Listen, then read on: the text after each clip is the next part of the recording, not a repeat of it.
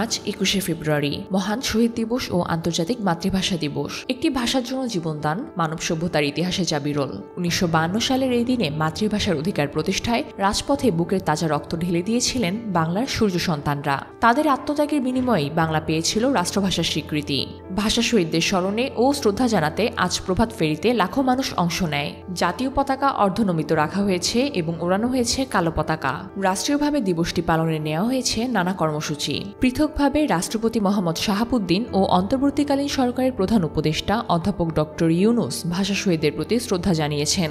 এরপর প্রধান বিচারপতি সৈয়দ রেফাত আহমেদ ও উপদেষ্টা পরিষদের সদস্যরা পুষ্পস্তবক অর্পণ করে ভাষা শহীদদের প্রতি শ্রদ্ধা নিবেদন করেন। শ্রদ্ধা নিবেদন শেষে প্রধান উপদেষ্টা বলেন, এবারের দিবসটির প্রতিপাদ্য make language count for sustainable development যথাযথ এবং সরকার সর্বক্ষেত্রে বাংলা ভাষার যথোপযুক্ত ব্যবহারে কাজ করে যাচ্ছে।